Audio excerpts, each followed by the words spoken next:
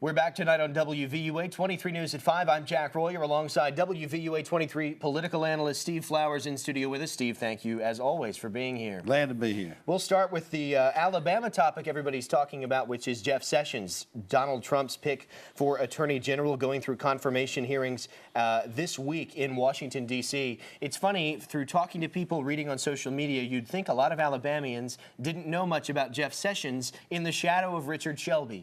All else that goes on in Alabama politics, they didn't even know he's testifying in front of a committee he once chaired. How many things are coming together here as Sessions goes through this process? Well, I think Sessions is coming across as well qualified. You know, he is a very uniquely qualified person for Attorney General.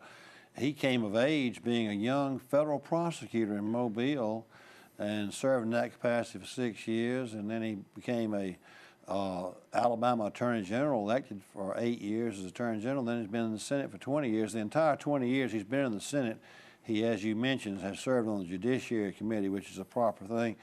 If you had to write a script for someone qualified to be Attorney General, it'd be Sessions. He's going through those hearings right now, as is Rex Tillerson for Secretary of State, and it could just take 1 or 2 votes from the Republicans against Rex Tillerson to send that nomination into a tailspin. You're seeing some division that we've talked about for quite a while here as Donald Trump has become president. Are you surprised at the tension that's going into some of these nomination confirmations? The confirmations for cabinet members are not as contentious as maybe a Supreme Court nominee, which you'll see in about a month or two. This is sort of a precursor to those Supreme Court things.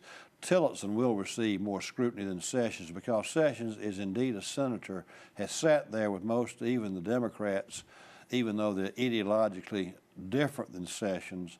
They respect him. They respect his integrity. They respect his honesty because he's coming from a good place, an honest place, on where he is as far as the real conservative issues.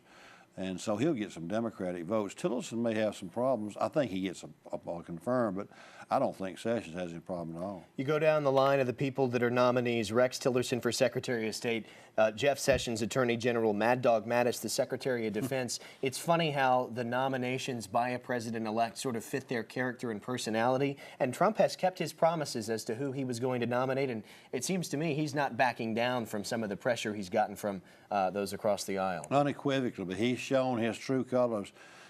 He's appointed a very, very conservative cabinet, beginning with Jeff Sessions.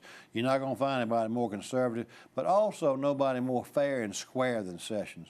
I've always referred to Sessions over the years in my columns and commentary as a Boy Scout. He looks like a Boy Scout. He walks like a Boy Scout. He's as squeaky clean as you can see. If some lobbyist offered him a piece of chewing gum, he wouldn't take it. And we should note Jeff Sessions is indeed an Eagle Scout, so that comparison may be spot on. Steve Flowers with us tonight in studio, WVUA 23's political analyst. My friend, good to see you as always. Same here. Thanks for being here. WVUA 23 News at 5 is back after this.